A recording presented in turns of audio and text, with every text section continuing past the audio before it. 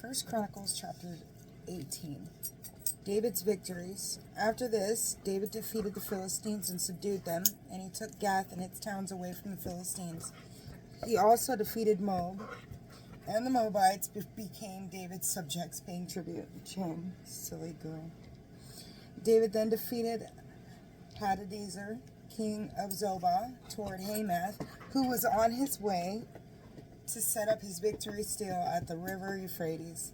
David captured from him, 1,000 chariots, 7,000 horsemen, and 20,000 foot soldiers.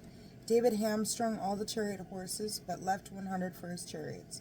The Arameans of Damascus came to help Hadadezer, king of Zobah, but David also defeated 22,000 of their men in Aram.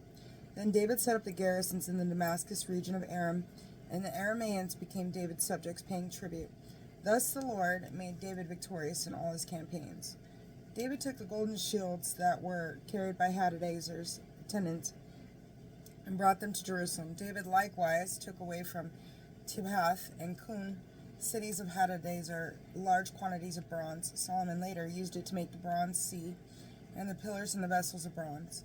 When Tou, king of Hamath, heard that David had defeated the entire army of Hadadezer, king of Zobah, he sent his son Hadoram to wish King David well and to congratulate him on having waged a victorious war against Hadadezer, for Hadadezer had been at war with Tou. He also brought gold, silver, and bronze articles of every sort. These also King David consecrated to the Lord, along with all of the silver and gold that he had taken from the nations, from Edom, Moab, the Ammonites, the Philistines, and Amalek. Abishai, the son of Zeruiah, also defeated 18,000 Edomites in the Valley of Salt. He set up garrisons in Edom, and all the Edomites became David's subjects. Thus the Lord brought David victory in all of his undertakings. David's officials. David was king over all of Israel. He dispensed justice right to all his people. Joab, son of Zeruiah was in command of the army.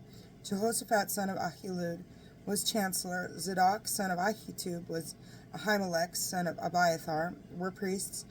Shavsha was scribe. Benaniah, son of Jehoiada, was in command of the Sherethites and the Pelethites, and David's sons were the chief assistants to the king.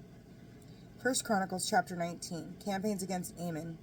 Afterward, Nahash, king of the Ammonites, died, and his son succeeded him as king. David said, I will show kindness to Hanun, the son of Nahash, for his father showed kindness to me. Therefore he sent envoys to console him over his father. But when David's servants had entered the land of the Ammonites to console Hanun, the Ammonite princes said to Hanun, Do you think David is doing this, sending you these consolers to honor your father? Have not his servants rather come to you to explore the land, spying it out for its overthrow? So Hanun seized David's servants and had them shaved and their garments cut off halfway at the hips. Then he sent them away. David was told about the men, and he sent word for them to be intercepted, for the men had been greatly disgraced.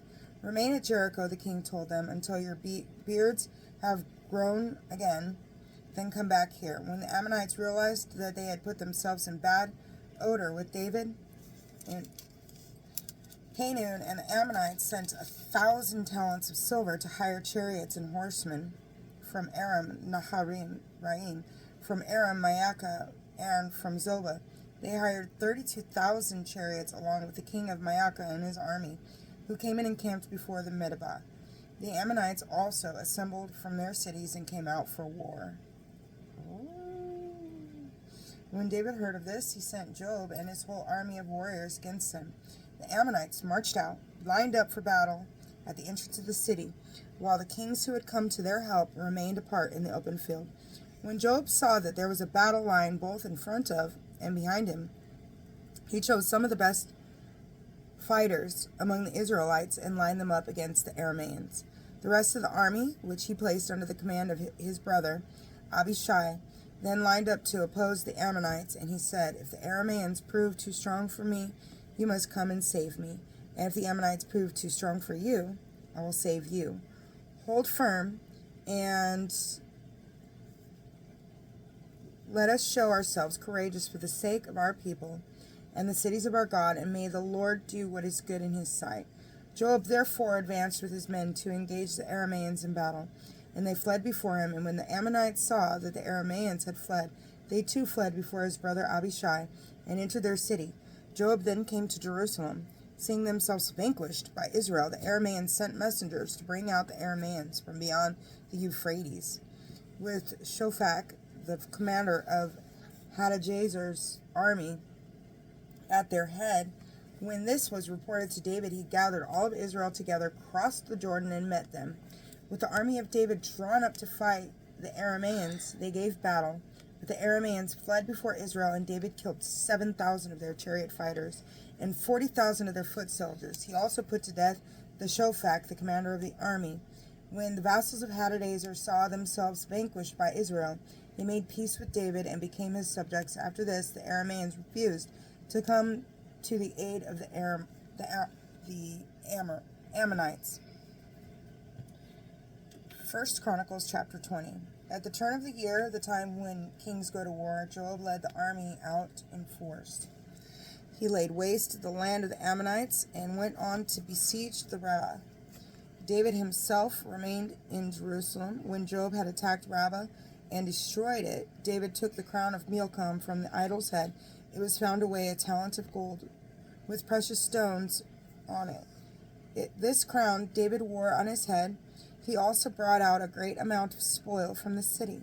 He deported the people of the city and set them to work with saws, iron picks, and axes. David dealt thus with all the cities of the Ammonites.